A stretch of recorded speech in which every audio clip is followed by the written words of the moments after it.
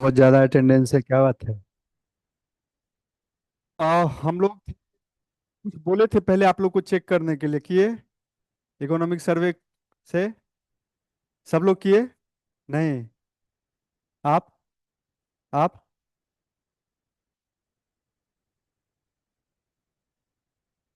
तो उसको खोजने के समय अगर कुछ तो पढ़े होंगे, 2 3 लाइन 4 लाइन तभी मिला होगा। कैसा लग रहा था, समझ में आ रहा था कुछ कुछ? एकदम नहीं समझ में आया। ठीक है। आप नहीं किए? सर्वे में भी गोल्डी लॉक जोन के बारे फेज के बारे में बात किया गया है, हाँ। उससे पहले आप जाएंगे, सर्वे से पहले नवंबर या दिसंबर में, तो आरबीआई का अपने रिपोर्ट में भी इस चीज को मेंशन किया है। तो खैर मतलब एक चीज बताइए, एक्सपीरियंस कि आप जब पढ़ रहे थे आप लोग वो इकोनॉमिक सर्वे, उस चीज को खोजने के लिए, तो कितना समझ में आया, कुछ समझ में आया, कुछ नहीं आया, कि एकदम ब्लैंक गया? क्या हुआ?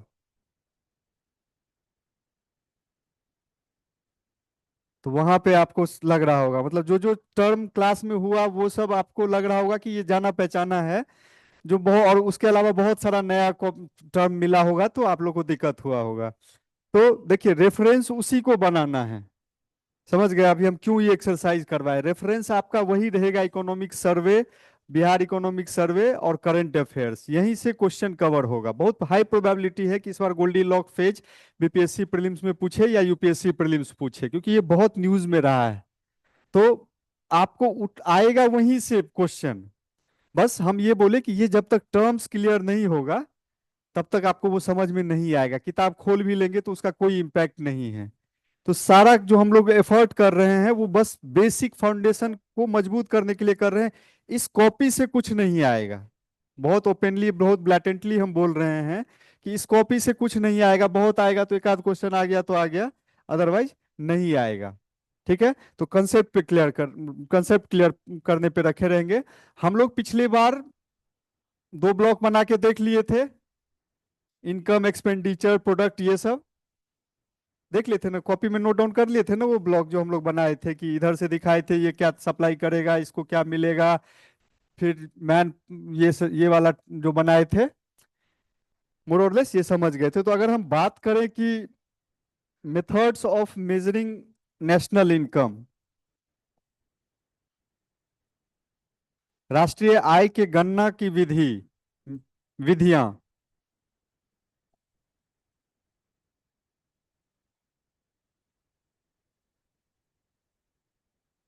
राष्ट्रीय आय के गणना की विधियां।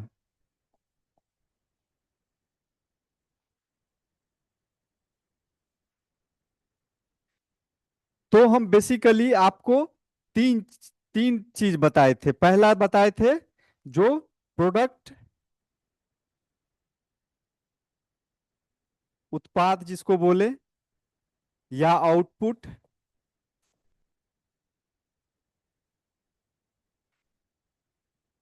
मेथड, या प्रोडक्शन मेथड,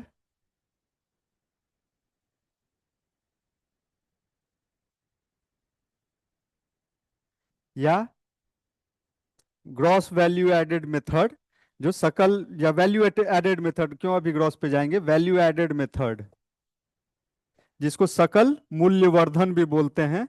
वैल्यू एडेड को सकल, सकल तो ग्रॉस का मतलब हुआ, मूल्यवर्धन विधि। यानी एक तरीका आपको बताए थे इस साइड से, जब हम दिखाए थे कि ये प्रोडक्ट और सर्विसेज दिया, इसको यूज किया, हम यहाँ पे कैलकुलेट कर लेंगे। तो प्रोडक्ट मेथड या आउटपुट, इस ये इंडस्ट्री है तो इसका आउटपुट निकाले, प्रोडक्ट दिया या आउटपुट दिया। प्रोडक्शन मेथड, चूंकि ये प्रोडक्शन कर रहा है, यहाँ कैलकुलेट कर रहे हैं तो प्रोडक्शन मेथड हो गया। तीसरा बताए कि वैल्यू एड, ये क्या कर रहा है, इनपुट ले रहा है और उस पर वैल्यू ऐड कर रहा है, और उसके वैल्यू को हम कैलकुलेट कर लिए। तो यानी ये तीनों एक ही मेथड हो गया, जिसको हम बोले ये एक तरीका हुआ। दूसरा हम बोले कंजम्पशन एक्सपेंडिच, जहां पे हम कंजम्पशन कंजम्पशन को या तो ये कंज्यूम करेगा या ये कंज्यूम करेगा, किसी एक के टोटल कंजम्पशन को निकाल लेंगे तो हम उसके आय को निकाल लेंगे। तो ये हो गया कंजम्पशन।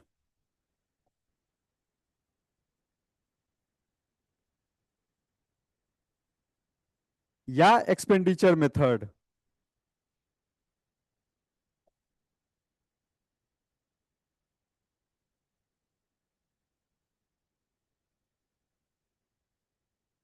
और तीसरा बोले कि किस इस एक का इनकम दूसरे का एक्सपेंडिचर है, तो सिर्फ इनकम को हम कैलकुलेट कर लें, टोटल इनकम किसी एक इसको, तो हो गया मेरा इनकम मेथड।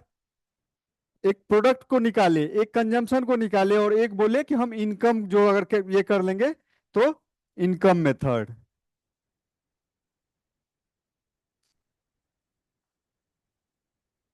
ठीक है, क्लियर है। बेसिकली पिछली बार जितना समझाए थे उसी को तीन कैटेगरी में बांटे हैं। हिंदी में भी लिखना चाहेंगे अगर तो।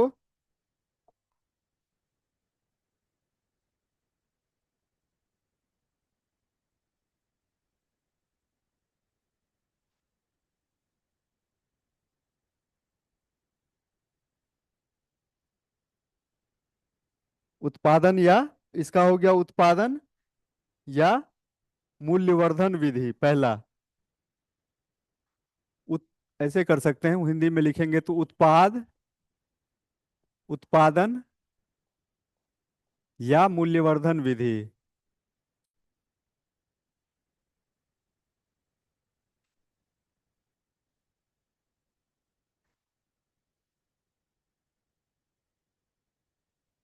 दूसरा जो लिखा है इनकम मेथड, वो आय विधि हो गया।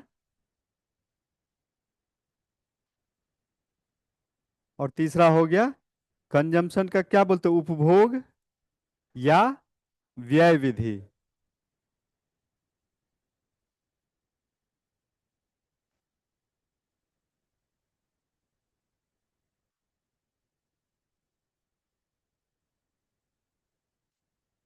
हो गया, क्लियर है। आगे बढ़े। अब इसी विधि सब में जो नेशनल इनकम जो कैलकुलेट किया जाता है, ये तो कैटेगरी हम बताए कि तीन तरह से कैटेगराइज कर सकते हैं। अब आप आगे जब नाम देखेंगे,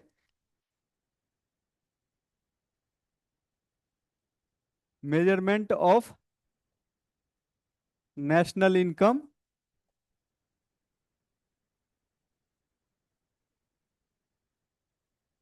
तो उसमें आपको एक जगह मिलेगा ग्रॉस डोमेस्टिक प्रोडक्ट, जिसको बोलते हैं जीडीपी, हिंदी में सकल घरेलू उत्पाद।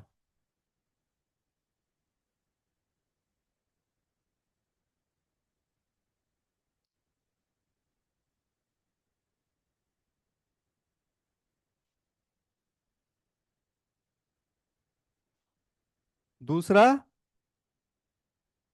एनडीपी, इसको बोलते हैं नेट डोमेस्टिक प्रोडक्ट। हिंदी में क्या बोलेंगे? नेट को शुद्ध, पक्का। हाँ, तो शुद्ध घरेलू उत्पाद लिख लीजिएगा। उसके बाद तीसरा टर्म देखेंगे, जीएनआई, फिर एनएनआई। जहां जहां इन सब में जी और एन आएगा पहला, उसको याद रखना है। जी फॉर ग्रॉस, सकल, और एन फॉर नेट, शुद्ध। ठीक है, तो ये हो गया एनडीपी, नेट डोमेस्टिक प्रोडक्ट। ये क्या हुआ? Gross national income. ये हो गया नेट नेशनल इनकम। अब बताएंगे आगे जब जाएंगे तो हम बताएंगे कि अगर हमको सिर्फ ग्रॉस पता है तो हम नेट पे कैसे पहुंचेंगे। कुछ तो होता होगा ग्रॉस और नेट के बीच में कनेक्शन, वो सब बाद में आपका आएगा।